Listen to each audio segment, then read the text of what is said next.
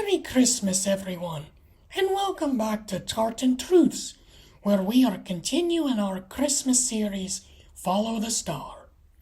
At long last, that star has led both the Magi and us to Jesus himself.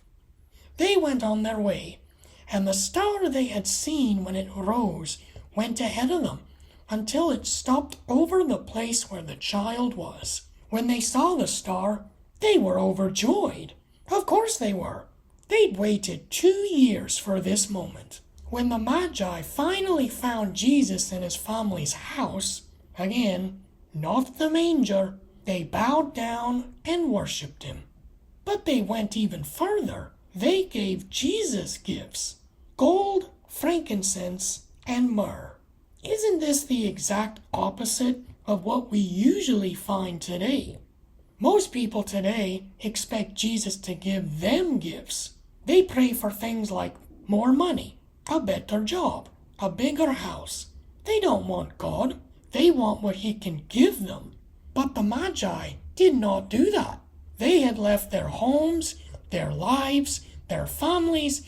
They left everything behind to travel across the world for 2 whole years with only a star to guide them and faith in God. Now that they've gotten there, did they say, "All right, Jesus, where's our reward for coming all this way?" Nope.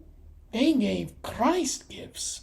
Not because he asked for them or wrote out his Christmas list, but because Christ was worthy of those gifts. And you know what? He still is. What gifts can you give him? I don't mean financially, nor do I mean box up some present and mail it up to heaven. Maybe you have a talent you can honor God with. Maybe you can give a hungry person some food. But wait, there's myrrh. More. Both. Did you know the gifts themselves offer a secret prophecy to Jesus' identity and purpose? The Magi gave Jesus 3 gifts: gold, frankincense, and myrrh. These were not arbitrary trinkets picked up at the last minute because they forgot to go Christmas shopping till the night they got to Bethlehem. Let's break them down. First, gold. Gold was meant for a king. Remember, these Magi may very well have been kings themselves, yet they showed humility. They bowed down to this wee baby and recognized Jesus as the true King of all, the King of kings and Lord of lords. Is Jesus the King of your life?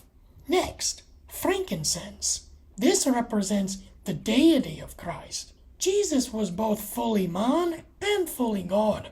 Frankincense was burned as an offering to God. Offering it to Jesus now was an acknowledgement that these Magi knew Jesus was not just a king, but God in the flesh.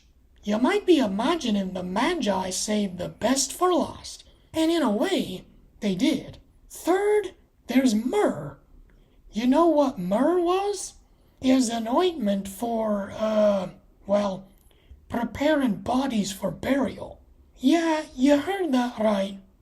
Not exactly an obvious gift for a toddler, but there's a hidden significance here. From the moment Jesus was born, his true purpose was being revealed.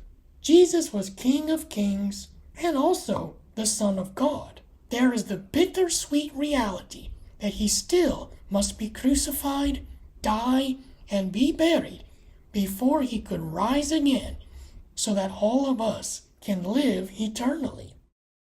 So on this Christmas day, or whenever you're watching this, think about the gifts the Magi gave Jesus the next time you think about what gifts you want to get.